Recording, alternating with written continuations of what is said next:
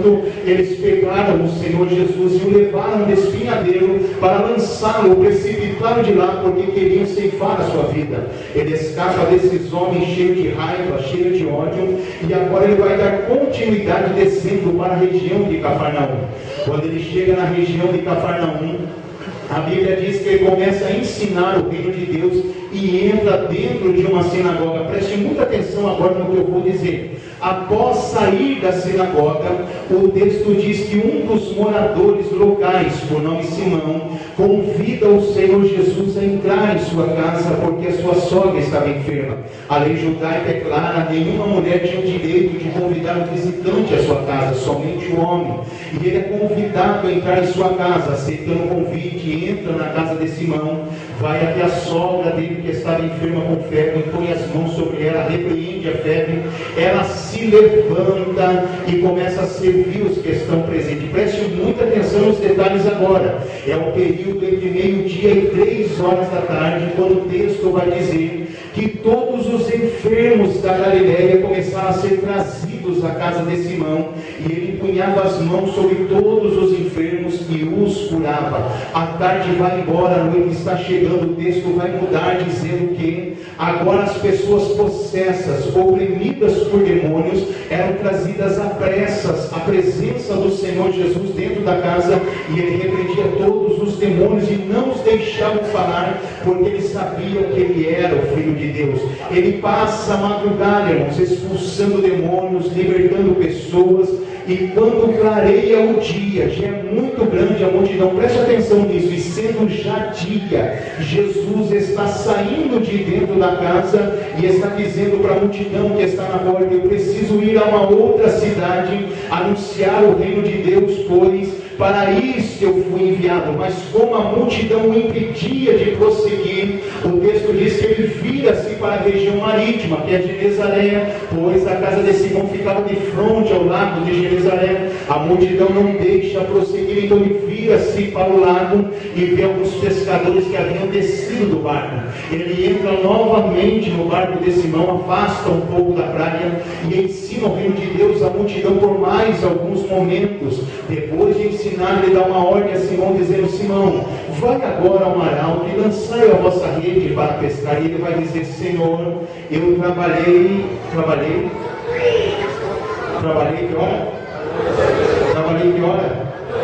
Trabalhei a noite toda, Senhor, e nada apanhamos, mas segundo a tua palavra, vamos lançar a rede. E vocês conhecem tudo que aconteceu naquele dia, e o nome do Senhor foi glorificado. Agora preste muita atenção naquilo que você leu e na revelação do Espírito Santo de Deus. Algumas coisas aconteceram ali que eu gostaria de enfatizar a vocês que estão aqui nessa noite. O porquê, irmãos, de Jesus sair da casa e ir pela segunda vez atrás de Simão naquela manhã. Pois, se você notar no texto que lemos, foi o próprio Simão que convidou o Senhor Jesus para entrar em sua casa. Foi o próprio Simão que viu Jesus colocar as mãos sobre a sua sogra e a curar.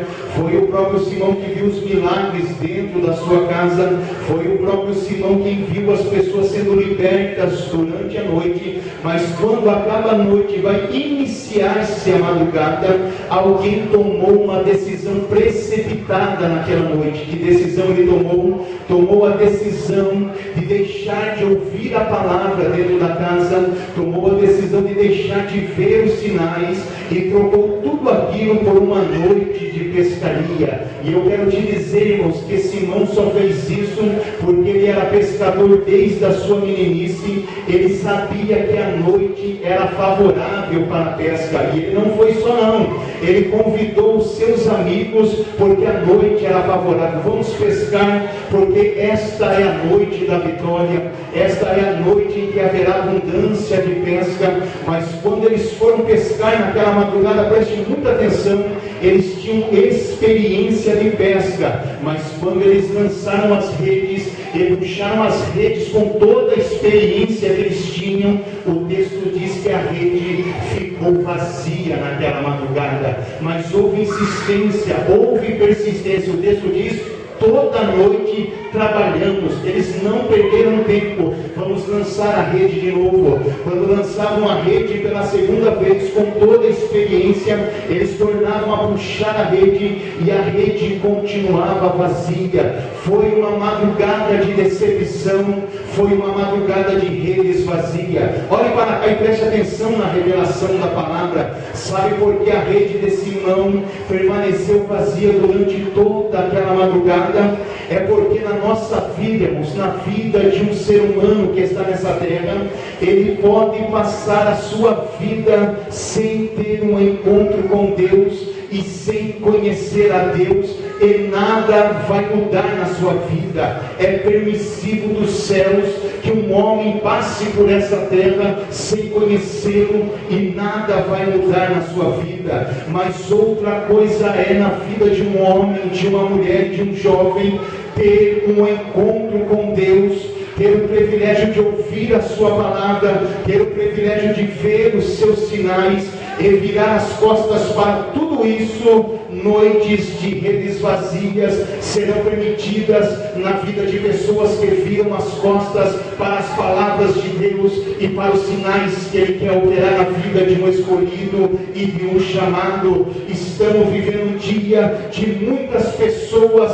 capacitadas dentro das nossas igrejas, pessoas preparadas, pessoas com experiências, mas tudo que fazem terminam em redes vazias. O Senhor nos reuniu aqui pela sua misericórdia nesta noite para nos dizer: eu não quero que você passe o resto da sua vida decepcionado e com redes vazias, mas pare de virar as costas para a minha palavra e para aquilo que eu quero fazer na sua vida, porque eu quero operar milagres e me revelar como o Senhor da sua vida. Preste muita atenção no que eu estou dizendo aqui.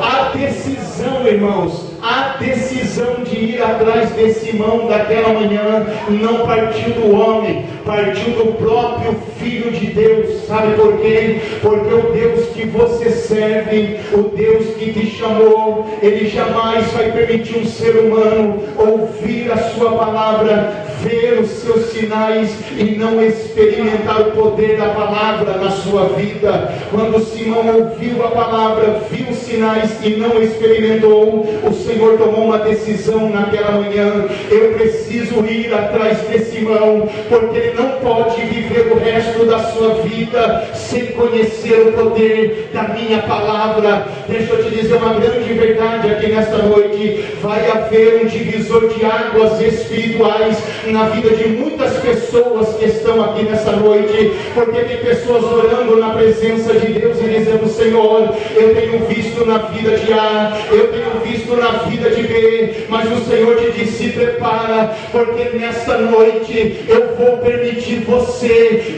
experimentar o poder da minha palavra na sua vida. As noites de redes vazias vão cessar e o meu nome vai ser exaltado na sua vida. Alguém acredita que Deus é poderoso?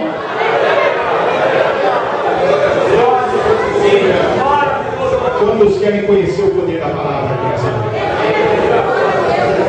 Você tem certeza que você quer conhecer o poder da palavra aqui nessa noite? Então preste atenção nas circunstâncias e nas maneiras, os modos, as permissões que Deus permitiu para que Simão experimentasse o poder da palavra naquela manhã.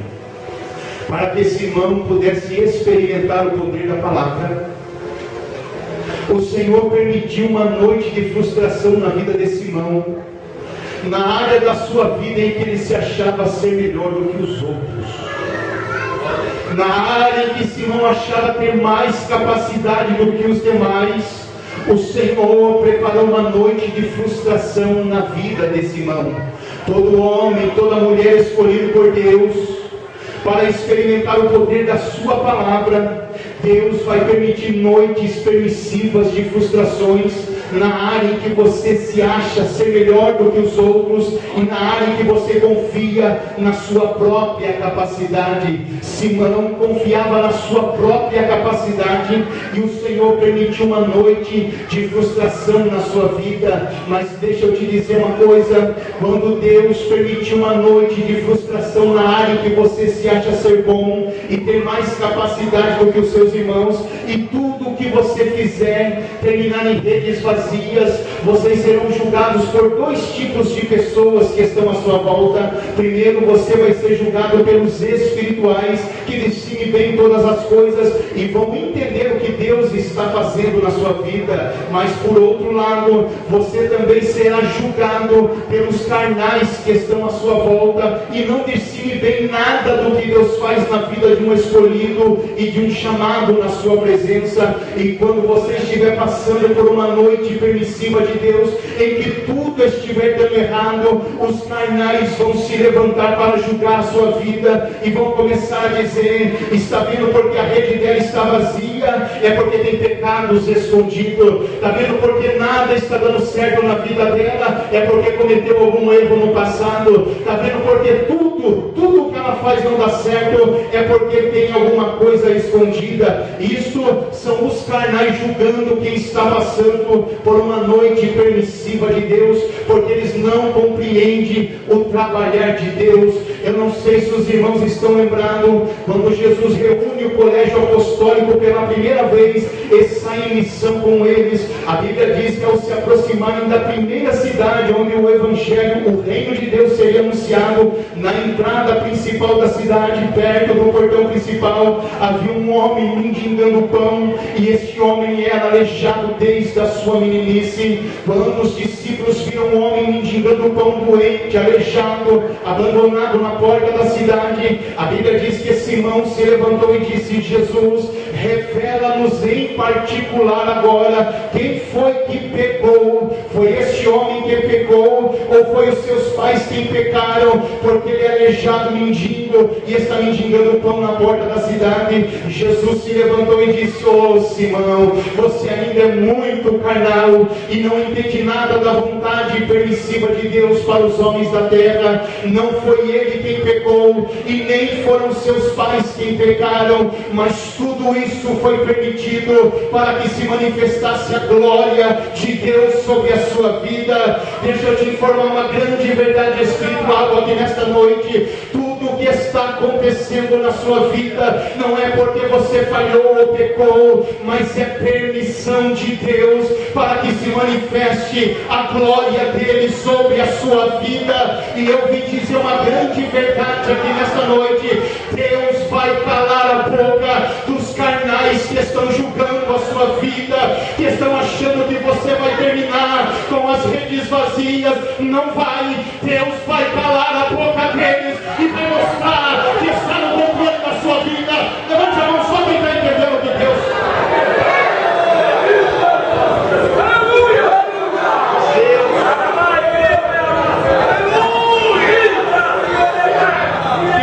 vai fechar a boca de carnais.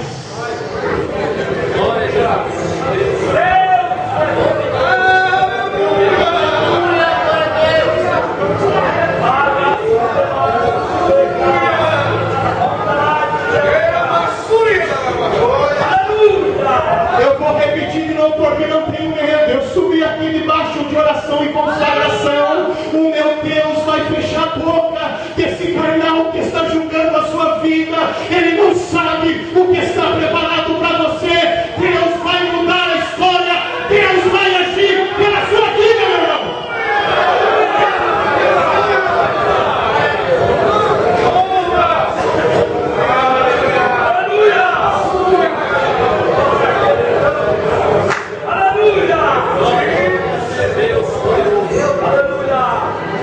E Jesus permitiu uma noite permissiva de decepção na vida desse irmão. E na área em que ele se achava ser melhor do que os seus companheiros, tudo deu errado. E o primeiro sentimento de um ser humano que passa pela vontade permissiva de Deus em que tudo dá errado